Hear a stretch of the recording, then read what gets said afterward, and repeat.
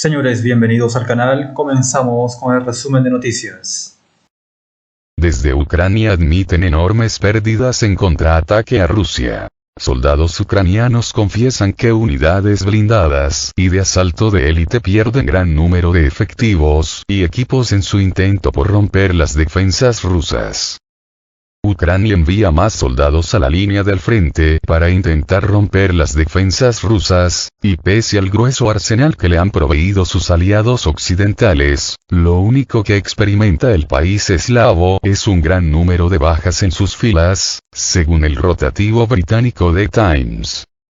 Según las fuerzas ucranianas que hablaron con el medio, las unidades de asalto de élite de Ucrania avisoran el desarrollo de los acontecimientos en el campo de batalla de una manera muy diferente a las autoridades locales y occidentales con respecto a la contraofensiva de Kiev, que ya registra enormes bajas, escasez de equipamiento y disputas sobre los plazos de ejecución de fases. Un miembro del grupo de asalto que opera en las primeras líneas del Frente Sur, apodado Boimets, admite que su unidad se redujo al 25% de los efectivos iniciales, por las pérdidas sufridas desde que en julio comenzara sus operaciones en el marco de la contraofensiva. Y el 90% de los que están aquí también morirán, sentenció. Sobre el terreno, los uniformados ucranianos también aseguran que las bajas masivas han agotado las unidades blindadas, por las que habían apostado Kiev y países occidentales para la victoria. Aún peor, los resultados de los análisis de los aliados de Ucrania, centrados en que los tanques de fabricación alemana Leopard y los vehículos de combate estadounidenses Bradley iban a ayudar al ejército ucraniano a lograr avances significativos, no arrojan esperanzas. Los Bradley y los Leopard son fantásticos hasta que explotan en una mina, no pueden moverse y quedan asfixiados por la artillería rusa, añadió Boyets.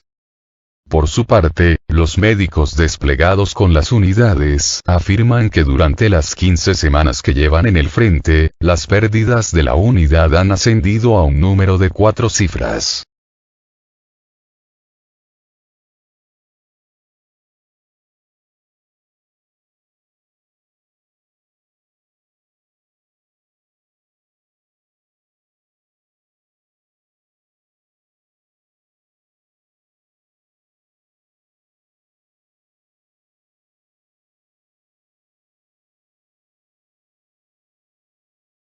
Están a punto de empeorar. Ucrania necesita reparar miles de vehículos de combate dañados. A medida que la contraofensiva se estanca, las brigadas ucranianas se enfrentan a enormes pérdidas de equipo y al daño de sus vehículos blindados, por lo que ahora es la responsabilidad de los aliados de Kiev reparar los tanques averiados, según se desprende de un análisis de Forbes.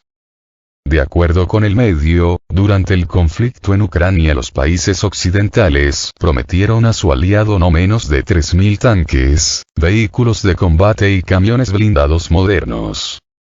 Así, hace poco se dio a conocer que el tanque de fabricación británica Challenger 2, visto por algunos expertos como el más protegido del mundo, fue destruido este 5 de septiembre por primera vez por las Fuerzas Armadas rusas, en el marco de la operación militar especial que sostiene el país eslavo desde el 24 de febrero de 2022. Numerosos países apoyan a Kiev con suministros de armas y emprenden sanciones contra Moscú. Rusia, por su parte, envió notas de protesta a todos los países que están inflando a Kiev. El ministro de Exteriores de Rusia, Sergei Lavrov, advirtió que los países occidentales que apoyan a Ucrania se están convirtiendo en parte del conflicto y cualquier cargamento con armas para Kiev pasará a ser un blanco legítimo para las Fuerzas Armadas rusas. En ese contexto, señala Forbes, ahora el costo para los aliados de Kiev, que siguen suministrando armamento al país eslavo, es asumir la responsabilidad de ayudar a reparar los vehículos dañados. A lo anterior se suma que las fuerzas rusas superan con creces a las ucranianas, precisa la nota. Dado que Rusia tiene una masa mayor que Ucrania, la acumulación de experiencia y la longevidad de las tropas es estratégicamente vital para las Fuerzas Armadas de Ucrania, escribieron dos analistas en un estudio para el Royal United Services Institute de Londres, consultado por Forbes. Entonces, a medida que estos recursos móviles occidentales quedan averiados en el campo de batalla, los ucranianos necesitan más vehículos de recuperación, acceso a depósitos de reparación y muchas piezas de repuesto.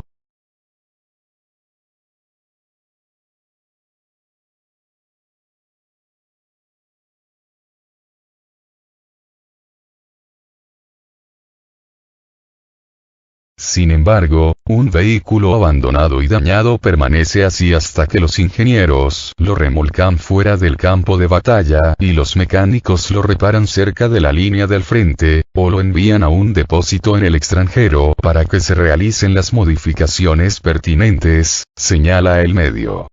Y el proceso de reparación es arduo, aseguran.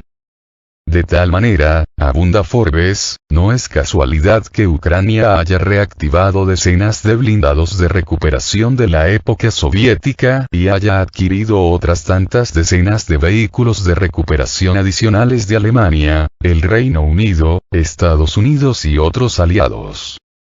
La razón es que los ucranianos necesitan todos los vehículos de recuperación que puedan conseguir conforme más tanques y aparatos de combate occidentales quedan inmovilizados. Además, los ucranianos requieren grandes envíos de piezas de repuesto para poder reparar por sí mismos los vehículos levemente dañados, lo que supone un desafío para los que ya no se fabrican y, al mismo tiempo, para los socios internacionales de Kiev, que deben garantizar que el apoyo esté disponible de modo que el ejército ucraniano sea sostenible.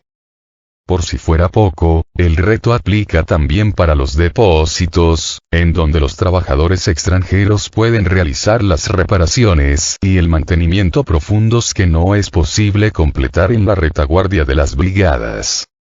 Así, Alemania está reparando los nuevos Leopard 2A6, mientras que Polonia hace lo propio con los tanques Leopard 2A4 y los vehículos de combate Bradley de Ucrania.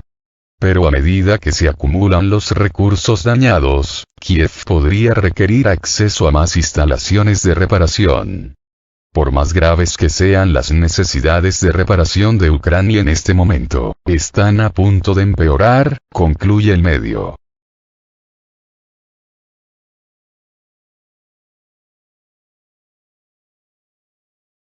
Datos duros. Según declaró el ministro de Defensa ruso, Sergei Shoigu, las fuerzas ucranianas fracasaron en todas las líneas de operaciones durante los 3 meses de su contraofensiva. Según los datos divulgados por la dependencia, las fuerzas ucranianas perdieron más de 66.000 efectivos y 7.600 equipos militares desde el inicio de su contraoperación, informó Shoigu. En particular, según el mando, durante el último mes la defensa antiaérea rusa derribó más de 1.000 drones ucranianos. Aparte de eso, prosiguió el ministro, fueron destruidos 159 misiles de lanzaderas múltiples HIMARS y 13 misiles de crucero, así como 34 puestos de mando de las Fuerzas Armadas de Ucrania. Rusia sostiene desde el 24 de febrero de 2022 una operación militar especial en Ucrania cuyos objetivos son proteger a la población de un genocidio por parte del gobierno de Kiev y atajar los riesgos de seguridad nacional que representa el avance de la Organización del Tratado del Atlántico Norte, OTAN, hacia el este. China envía 24 aviones militares y 5 buques de guerra hacia Taiwán. Taiwán afirma que 24 aviones militares de China entraron en su zona de defensa aérea, advirtiendo de un posible fuerte aumento de las tensiones. El Ministerio de Defensa de Taiwán ha declarado este martes que fueron detectados 24 aviones militares chinos, de los cuales 12, incluidos 6 cazas J-10 y un solo dron, entraron en la zona de identificación de defensa aérea o cruzado la línea media del estrecho de Taiwán. Los cazas, que han realizado varias maniobras conjuntas con 5 buques de guerra, han entrado en el espacio aéreo taiwanés por el suroeste, según ha indicado el ministerio a través de una nota emitida en su cuenta en la red social X, antes Twitter. El continuo acoso militar del Ejército Popular Chino en la región podría provocar una fuerte escalada de las tensiones y un empeoramiento de la seguridad regional, ha dicho la Cartara, añadiendo que Pekín debería detener inmediatamente tales actos unilaterales. Las actividades militares chinas han incrementado desde que se informó el viernes sobre la visita de la presidenta taiwanesa, Tsai Ing-wen, a Eswatini, el único país africano que mantiene relaciones diplomáticas con Taiwán en lugar de China, lo que ha generado tensiones. Pekín y Taipei viven una escalada de tensiones por distintos motivos, como los esfuerzos separatistas de las autoridades taiwanesas, que se oponen al principio de una sola China, por el apoyo militar y político que recibe la isla de Estados Unidos.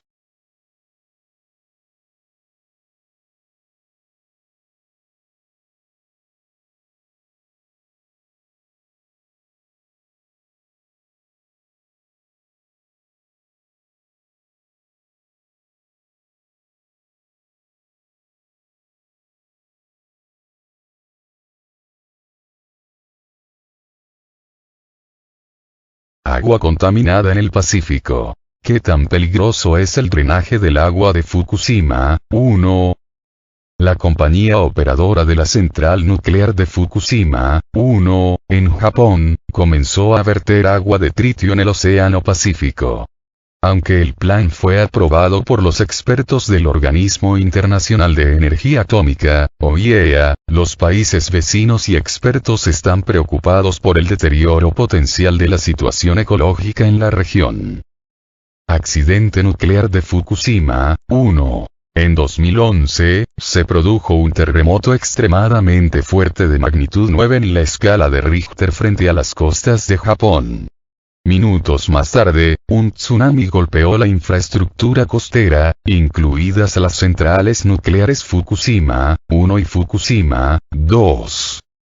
El tsunami dañó el sistema de enfriamiento de los reactores y estanques, donde se almacena el combustible nuclear gastado. 3 unidades de Fukushima 1 entraron en estado de emergencia. Comenzó el fuego, seguido de la liberación de elementos radiactivos. La zona del desastre en un radio de 20 kilómetros fue acordonada, más de 150.000 personas fueron desplazadas. Para enfriar los reactores de emergencia y el combustible, se necesitaba agua que se bombeaba desde el Océano Pacífico. Tras ello, el agua se limpió de radionúclidos y se almacenó en tanques sellados. Las centrales nucleares continúan recolectando agua subterránea y de lluvia que se filtra de las áreas activas. Localización de la central nuclear de Fukushima. A pesar del sistema de purificación de varias etapas, los isótopos radiactivos permanecen en el agua, entre los cuales el tritio, el carbono, 14, el potasio, 40, el estroncio, 90, el yodo, 129, así como los isótopos de cesio y plutonio son los más preocupantes. Miles de cisternas se almacenan en el territorio de la central nuclear, es decir, 34 millones toneladas de residuos. Ahora es imposible acumularlos más y es necesario eliminarlos. No se trata solo de la falta de espacio, sino también el hecho de que la central se está preparando para una larga y costosa etapa de liquidación.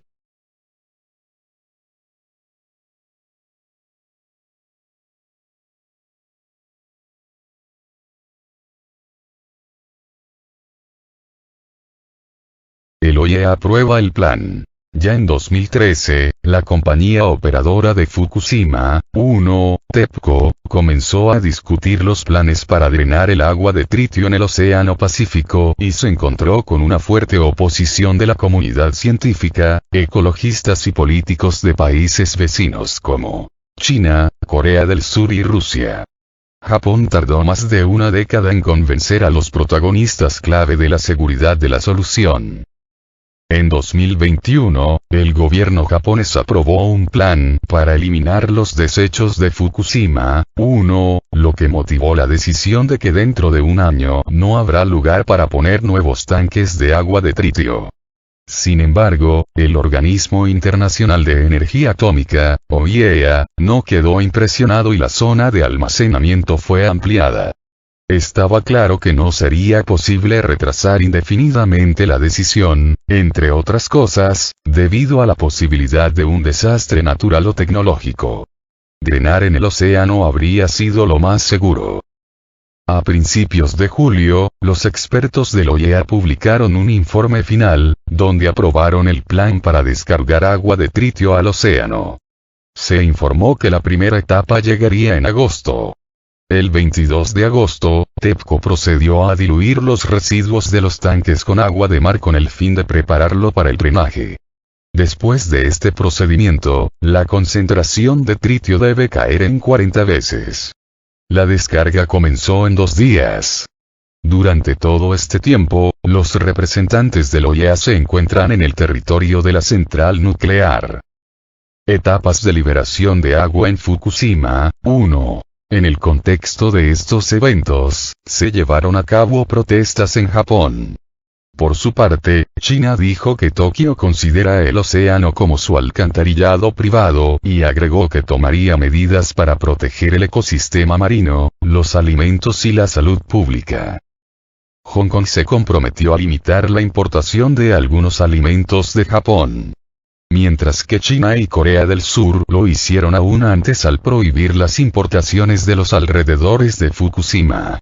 Sin embargo, Corea del Sur finalmente reconoció que el plan para verter agua de tritio en el océano era satisfactorio.